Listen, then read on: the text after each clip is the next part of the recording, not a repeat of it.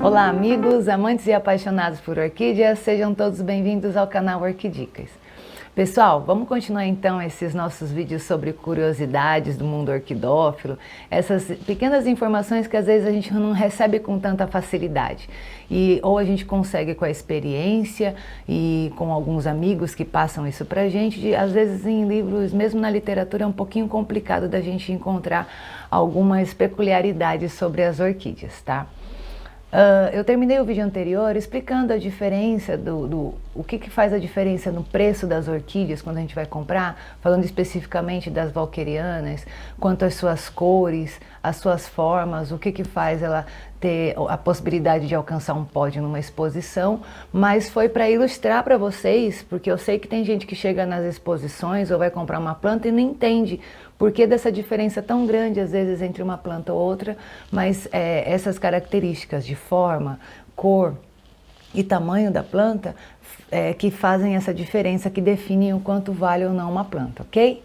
Então, aproveitando esse gancho de tudo que eu estava falando sobre as valquerianas, eu resolvi começar esse vídeo falando sobre as orquídeas albas, sobre as plantas que dão flores brancas, ok? No caso das valquerianas, eu vou usar de novo como exemplo essa valqueriana cerúlea aqui, tá? Nós seres humanos, nós somos todos diferentes, ok? Então, nós temos pessoas com peles claras, peles escuras, cabelo loiro, cabelo preto, enrolado e assim por diante. Isso tudo é uma característica genética que nós levamos conosco, tá?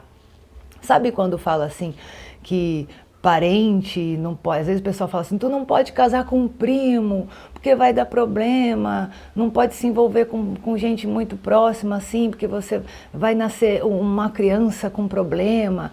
O que isso significa? Isso vale para o ser humano, isso vale para as plantas. Quando existe um cruzamento, tá, de espécies, um cruzamento de flores, de pessoas, o ideal é que esse cruzamento ocorra entre pessoas com uma distância genética boa. Por quê? É a união de duas genéticas diferentes que faz com que uma planta melhore, tá? Então, por exemplo, quando a gente fala que vai polinizar, fazer um selfie, é porque eu estou pegando a polínia dessa planta e fecundando aqui mesmo. Então ela não vai ter nenhuma carga nova para que ela venha melhor, certo? Na próxima geração. Ela mesmo se fecundou, a gente fez a fecundação e ela vamos dizer, uma cópia da mesma planta. Quando a gente pega, vamos dizer que eu fosse fazer isso, tá? Pegar a polínia dessa cerúlea e colocar nessa planta tipo, nós estamos juntando duas genéticas diferentes. Pode ser que a planta saia com a cor dessa cerúlea, certo? Mas com essa coloração diferente entre pétalas e sépalas que essa tipo tenha, tá? Como os seres humanos, quando a gente faz cruzamento, a gente imagina o resultado, principalmente se você cruza duas plantas boas. Esse cruzamento aqui não seria ideal, porque essa plantinha está mais bonita do que essa, certo? Então a gente estaria trazendo uma carga genética de uma planta que não é tão boa para essa daqui. Mas geralmente as pessoas pegam duas plantas boas e cruzam. Isso não significa que, por exemplo, se você cruzar duas plantas cerúlea, que elas vão sair cerúlea, tá? Pode dar diferença, isso é uma questão de sementeira, não é bem assim que acontece. Mas a possibilidade de você ter plantas boas, por isso que você vai comprar às vezes um cruzamento, tá lá, valqueriana, feiticeira com estrela do sei que lá. Então, quer dizer, pegaram duas políneas boas e cruzaram. A possibilidade de sair uma planta bonita é bem maior, ok? Então, o que acontece na natureza? Voltando ao assunto das diferenças. Sabe quando... Não tem algumas pessoas que são albinas, que têm falta de melanina na pele, certo? E que tem pouca coloração? Então, se você tem bastante melanina, você tem uma pele mais escura, menos melanina, você tem uma pele mais clara. O que acontece? O que são orquídeas? Vamos falar das catleias, tá? De cores alba. Essa planta, ela teve um problema genético, tá? Igual, vocês já devem ter ouvido falar que uma pessoa que nasce com cabelo ruivo é vamos dizer, uma disfunção. Mas é uma característica genética. Às vezes nenhum dos pais é ruivo e a pessoa ainda assim nasce ruiva. Pessoas que têm olhos verdes também é uma característica genética. É uma porcentagem pequena da população do nosso planeta que tem olhos verdes perto das outras cores de olhos. A mesma coisa acontece quando uma orquídea ela é alba. Ela teve um problema genético e ela não teve a pigmentação. Ela ficou branca, entendeu?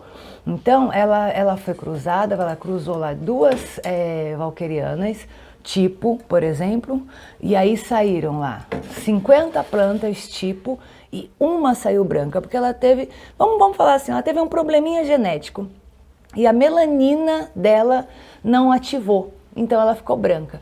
Por isso que é tão mais caro uma planta alba.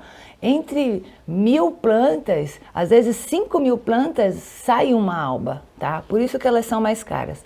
Então o que acontece? Às vezes você pode cruzar duas plantas albas e ainda assim ela nascer tipo, porque ela, na essência dela, na estrutura, ela era tipo. Ela teve um probleminha de genética na hora que ela estava sendo gerada, tá?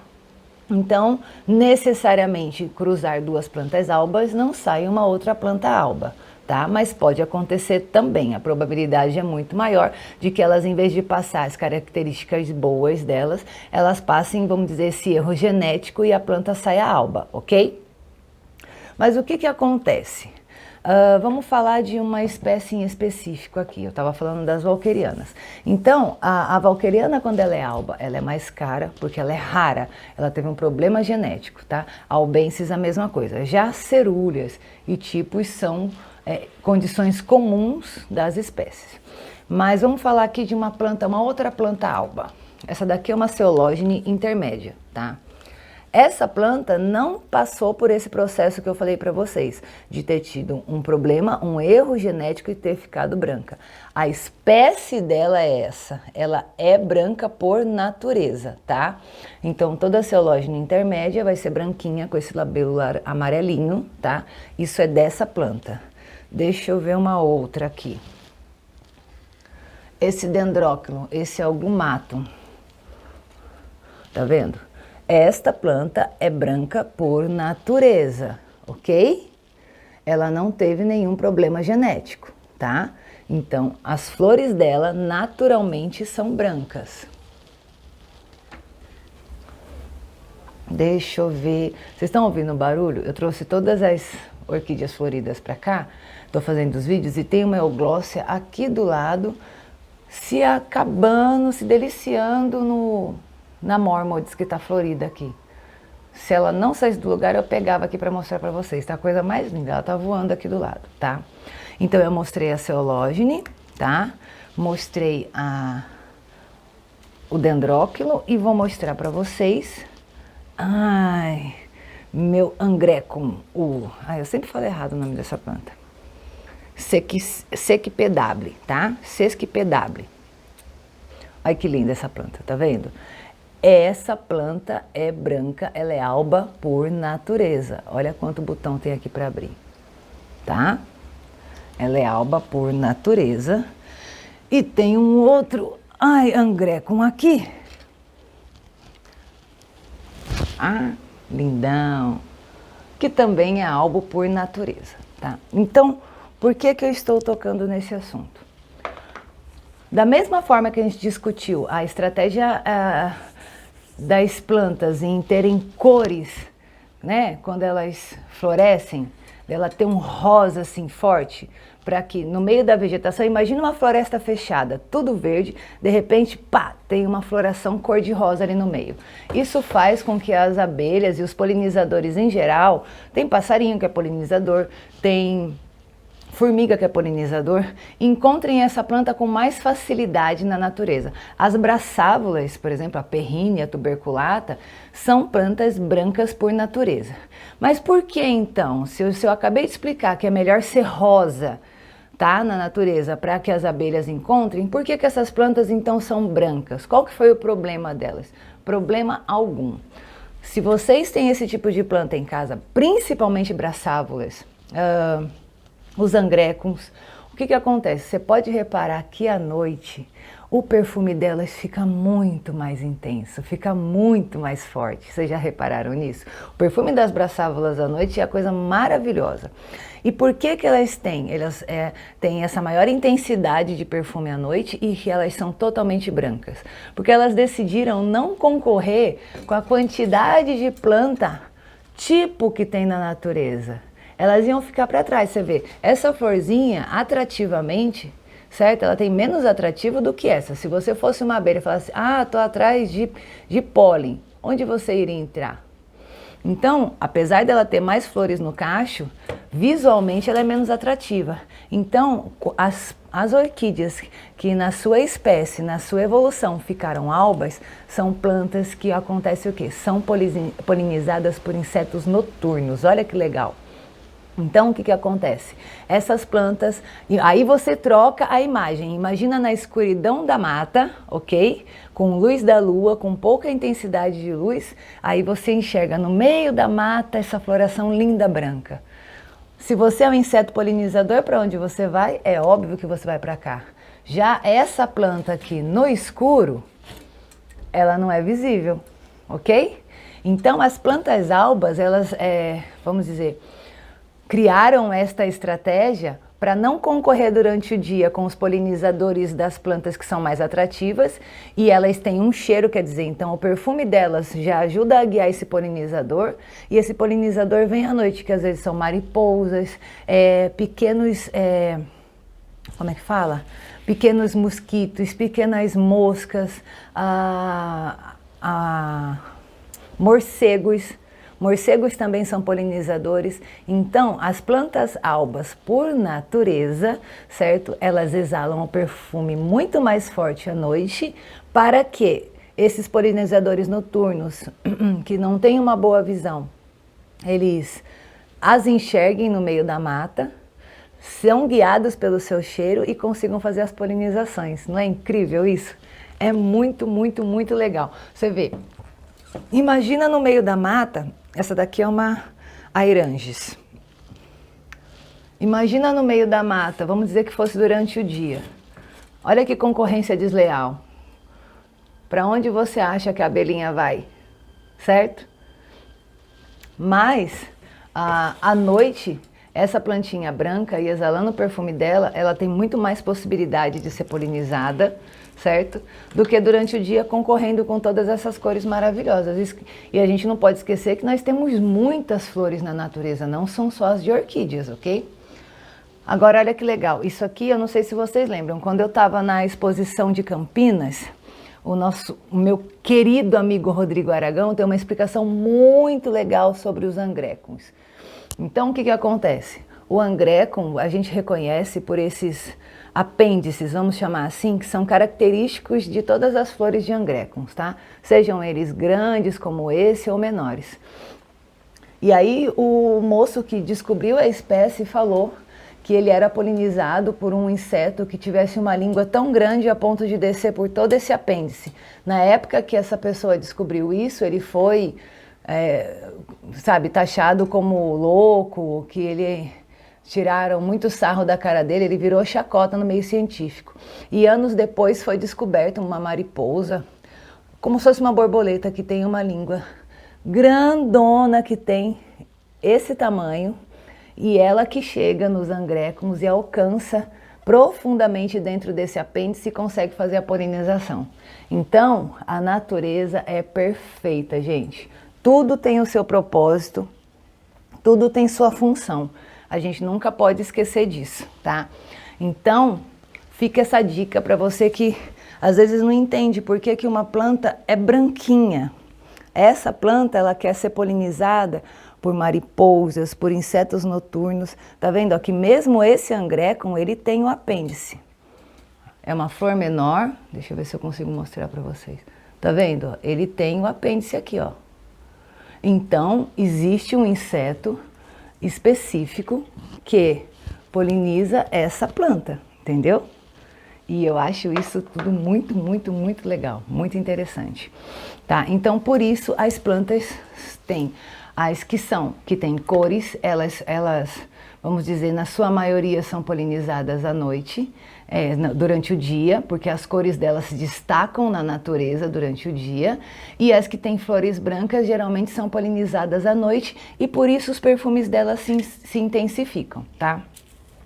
Falando em características diferentes de plantas, eu trouxe um Bubomphyllum, tá? Esse daqui até que não é fedido, certo? Esse aqui acho que é o Ambrosiae. É o Ambrosiae. Quem tem Bubomphyllum em casa e já teve floração, já deve ter acontecido de ter ficado muito, muito feliz de ver a floração, mas dependendo da espécie do Bubomphyllum, tem aquele cheiro de carniça, de coisa morta. Não sei se vocês já repararam isso. Principalmente os asiáticos. Os Bubomphyllums asiáticos têm um cheiro de carniça, gente, alguns assim terríveis, insuportável. Se você tiver com ela no quintal, deixar a porta aberta, o cheiro entra dentro de casa, tá? Mas o que acontece? Os Bubomphyllums em geral são plantas mais com rizomas que crescem mais desordenados, são plantas menores na sua maioria. Elas ficam geralmente em regiões mais baixas da floresta, porque elas gostam de mais umidade. Você nunca vai achar um Bubomphyllum no pico de uma árvore de 30 metros, como você encontra algumas Cattleyas e encíclias. Os Bubomphyllums sempre vão estar nas partes mais baixas, porque ele precisa de muita umidade. E regiões muito úmidas, tá? Senão ele não vai para frente. Então, o Bubomphyllum na sua evolução, ele precisava dar um jeito, né? Como é que ele faz para se reproduzir? Porque ele não tem muita cor, esse daqui no caso, a florzinha dele é pequena, na concorrência ele sai perdendo em tamanho, em forma, e aí os Bubomphyllums se adaptaram para ter esse perfume ruim, para chamar a atenção das moscas varejeiras, vocês acreditam? Moscas em geral. Então, por que os Bubomphyllums fedem a carniça? Vamos dividir, gente, tem polinizador para todo mundo, a natureza é perfeita. Então, com um cheiro ruim, eles atraem as moscas e as moscas que fazem a polinização. Muito legal isso, né? Eu acho incrível, quer dizer, a adaptação, a maneira de como a vida encontra o seu caminho, encontra o jeito de prosseguir e de chegar até lá é muito interessante. Eu li um artigo, inclusive, que fala que no passado, vamos falar da época dos dinossauros, 65 milhões de anos atrás, talvez, as orquídeas elas não eram epífitas, elas não viviam sobre as árvores. Mas as orquídeas nunca foram tão grandes, então a concorrência que elas sofriam na terra, né, aqui no solo, para receber. Imagina o tamanho das árvores na época, né, dos dinossauros, assim, há milhões de anos atrás, quando o tamanho dos animais, como era muito mais fácil elas serem pisoteadas. Então as orquídeas, elas começaram a subir em árvores. Elas não eram na sua essência epífitas, tá? Elas eram terrestres. E elas começaram a subir em árvore e houve todo um processo de evolução genética para que elas passassem a viver dessa forma. Por isso nós temos ainda hoje algumas orquídeas terrestres. Essas conseguiram, de uma forma ou de outra, propagar a espécie, conseguiram ficar até lá dessa mesma forma, tanto que as orquídeas terrestres, elas exigem uma luminosidade menor e uma umidade maior para que elas sobrevivam, diferente das epífitas, que vivem com muito pouco e vão até o pico das árvores. Então, quer dizer, é muito interessante o processo evolutivo e essa informação de que a natureza dá um jeito e que a vida segue, e isso que é o importante. Então vamos preservar abelhas, vamos entender o porquê das orquídeas terem alguns hábitos, e não adianta a gente querer ultrapassar essa barreira, não adianta a gente querer passar na frente da ordem natural que as coisas acontecem. Elas têm o seu tempo de crescimento, elas têm o seu tempo de floração, o porquê da sua cor, o porquê do seu perfume. Então vamos deixar que a vida siga o seu rumo e cultivar essas maravilhas e sermos muito felizes aqui na nossa casa, tá bom? Então um beijo, espero que vocês tenham gostado de mais essas curiosidades de hoje e até o próximo vídeo. Tchauzinho! 5ª Exposição Nacional de Orquídeas de Venda Nova, de 6 a 8 de setembro, no Ginásio de Esportes da Escola Fioravante Carimã. A maior exposição de orquídeas do estado te espera. Entrada gratuita. Realização Casa das Orquídeas e Prefeitura Municipal de Venda Nova do Imigrante.